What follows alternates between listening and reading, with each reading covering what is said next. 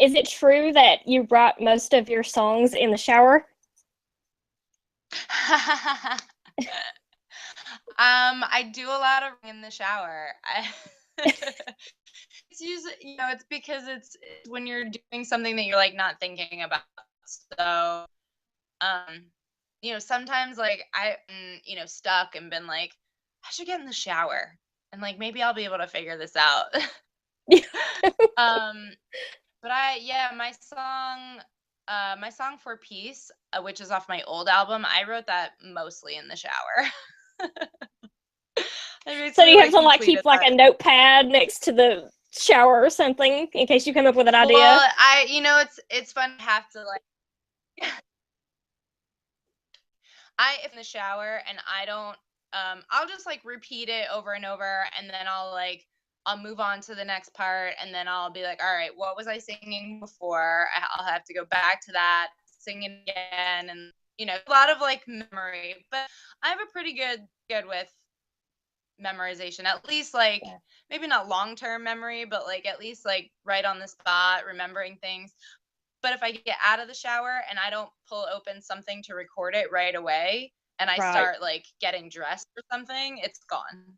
So like I Yeah. basically have to like be, in my towel, like hair dripping ever and like opening something from my computer or something and recording it right away. Otherwise it'll be, yeah, if I start like putting pants on, it's gone. You need some sort of waterproof recording device to put in the shower and then you Right? can just Yeah. Oh my God, I should. And I could just like before I go in the shower, like turn it on and then just let it like do its thing. yeah. Yeah, I and wonder then if you've that got it. exists or if I have to like invent that. Yeah. You could make a ton of Waterproof money doing recording, that. right? Well, they do. Yeah. I guess they have those, what are those Android phones now that are waterproof? But Oh, I really? have an Yeah. You may have to switch to Android. iPhone. Well, you mentioned earlier that when you were just starting out trying to find your sound, you were doing a lot of like Amy Winehouse type sound, and you performed actually in an Amy Winehouse tribute, and it was sold out. So how did that go? Um, that was an incredible show. There were my friend Anthony is he he's like someone actually coined him as like the next Bette Midler, and I think that's so perfect.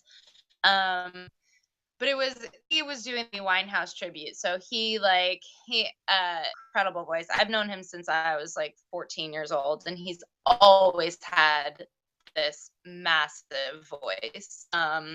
And he's just such a and not but like he's such an incredible entertainer. And he's always coming up with different ideas. And he did this Back to Black thing about a year ago.